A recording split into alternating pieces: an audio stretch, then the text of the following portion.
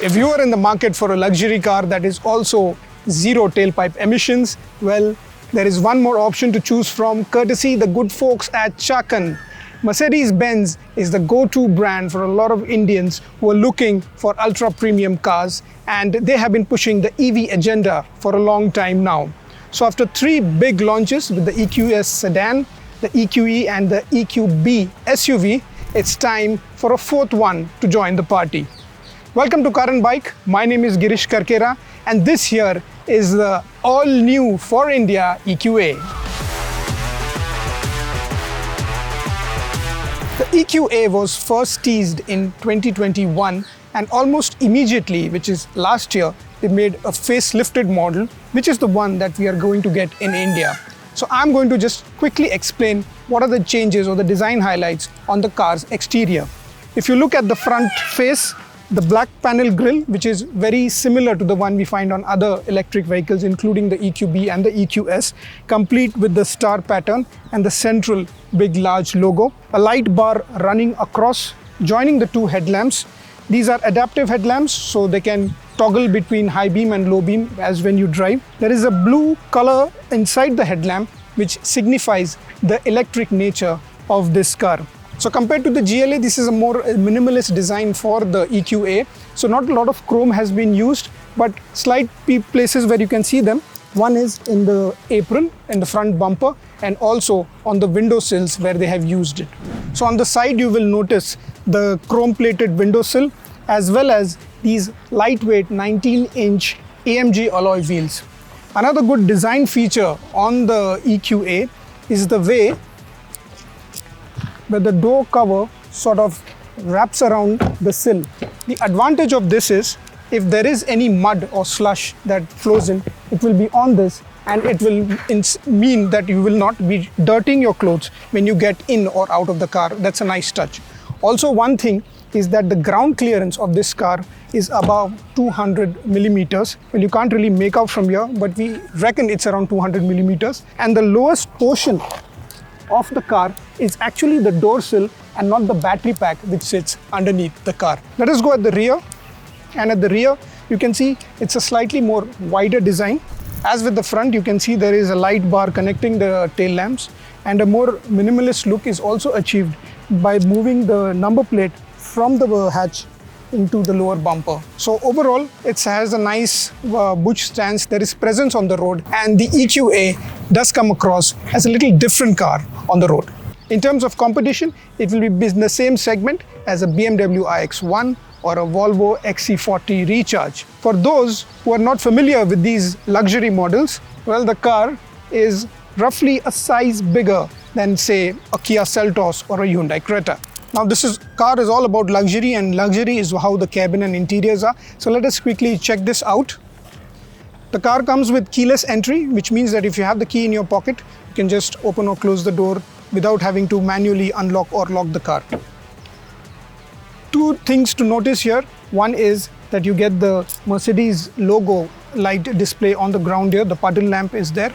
Of course, we can't see it now because it's too bright. And also the stainless steel plate signifying that you are entering an EQA.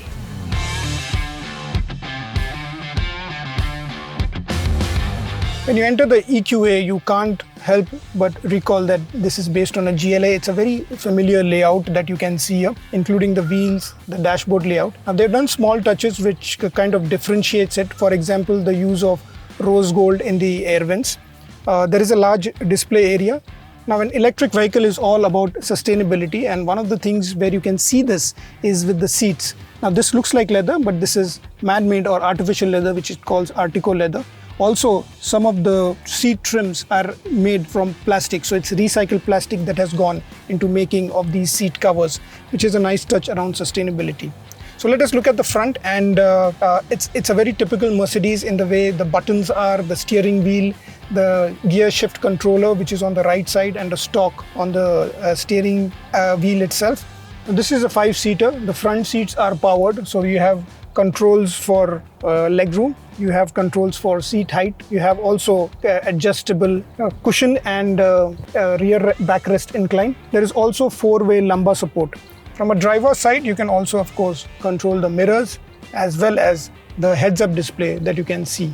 The heads-up display itself has now evolved. It's much more crisper and gives more information. For example, it can tell you about navigation, it can tell you about speed, it can also tell you about the speed limit on the road, and more importantly, you can adjust the height of the HUD display basis the seat memory. So that is a nice touch on this car.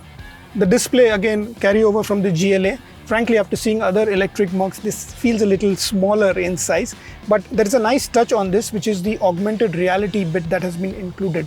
Now, what this does is, from the cameras in front of the car, it will display live images onto your screen with the navigation graphics into it, so it makes life easier while driving. Also, at any traffic light that you stop, it will give you an overview of the junction so that you don't have to contort your body and look for the traffic light. You can see it very clearly on the screen.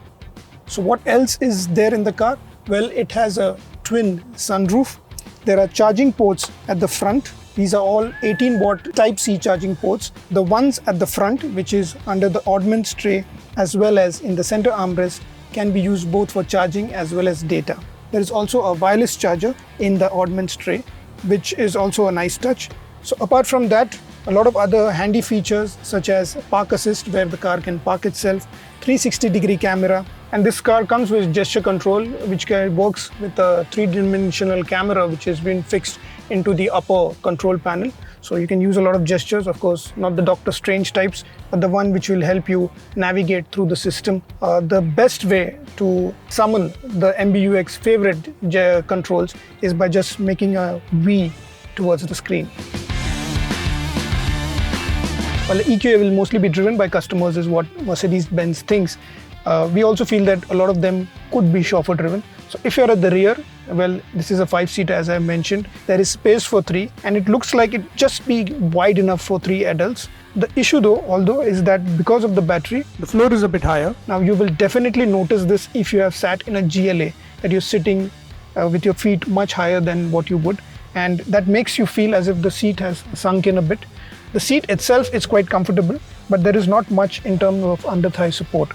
Again, similar fabric as the seats in front. At the rear, AC vents, but no controls, which I think could be a problem in Indian weather, and we are sort of feeling it here in the Jaipur heat that we are testing the car.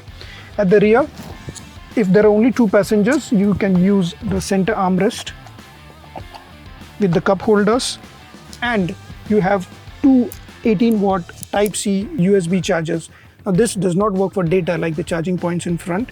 Now the twin sunroof setup means that you get a lot of light inside. It's a good view. Again, I'm not so sure about with the Indian heat.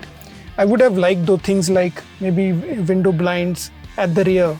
It would have added more to the privacy of the car, especially if you're chauffeur driven. So if there are 5 people or 4 people traveling for a weekend, which this car is quite capable to do, well, there is a decent sized boot. It's around 340 liters. And one hot feature for the India-made EQA is that it comes with a top quality Burmeister music system, 710 watts, 12 speaker, and that really improves your experience while driving a car, even if you are stuck in traffic. I also like the other practical bits, that the door pockets are actually usable for full-size bottles, something that most European cars don't offer. And not only is the boot handy, you can also open it if you have the key in your pocket by just a kicking gesture. Now there are 2 ways to close the hatch once you're done. You can either press the button on top or you can just kick again, it doesn't matter. With a 70.5 kilowatt per hour battery. Obviously the question is how much time will it take to charge since it's a big battery. Mercedes claims that this can be charged from 0 to 100% in just 7 hours 15 minutes with a regular 11 kilowatt charger which can be installed as a home charger, and they claim that most of their customers use this sort of arrangement rather than going to a fast charger. If you do go to a fast charger, we still reckon that it would possibly take somewhere over an hour and a half. For the record, this car can be charged from 10 to 80% in a DC fast charger in just 35 minutes is what Mercedes claims. However, that is at a 100 kilowatt charger, which is not very common in India.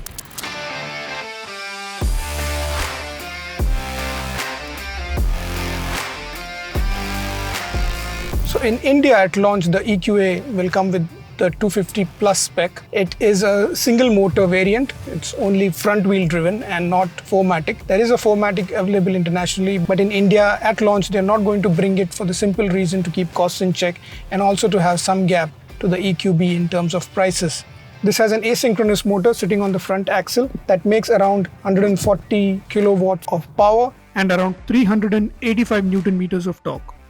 So a 0 to 100 time, what Mercedes claims is under 9 seconds. This has a controlled top speed of 160 kilometers per hour.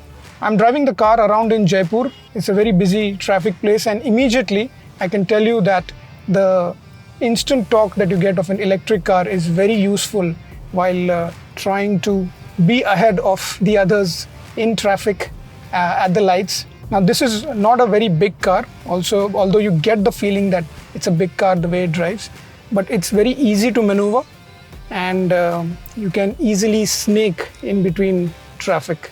The steering weighs well, and the ride so far, especially in the slow speeds, has been very supple. It's been pliant. It's like the perfect how Merc ride should be.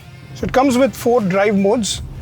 Comfort mode, which I'm on right now, actually quite comfortable. Then there is Eco, then there is Sport and Sport Plus. You will see the last 2 modes when we hit the highway. Hit the highway and the EQA shines even better. The buildup of speed is quick but calm, which is very Mercedes-Benz. The cabin remains supremely quiet.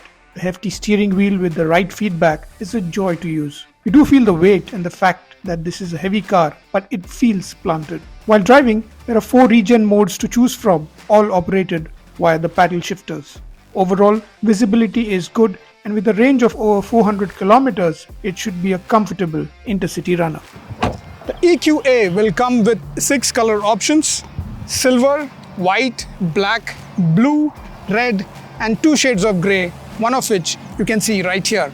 While prices were yet to be announced, we'd reckon it would be in the range of 70 lakhs. But importantly, Mercedes has announced a buyback program where at the end of 4 years, it will buy this EQA from the customer at 67% residual value, which is similar to any ICE SUV in this segment. A well-rounded electric car, this is the most accessible of Merc electrics that you can buy in India or anywhere in the world. However, it has enough features that makes it look a segment above.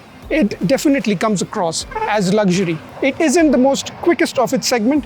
It is not the most dynamic of its segment, but it treads a comfortable middle path, which would make sense for a lot of people who are looking to enter into this luxury electric space without having to sell their ESOPs, or for those who are looking at a second luxury car that will make a statement both socially and sustainably. By the time that you see this video, Mercedes would have announced the prices of the new EQA for India, and you can head to our website carandbike.com for the latest in prices of this vehicle. If you have any more queries about the EQA, leave it in the comments and we will definitely help you with that. This is Carandbike.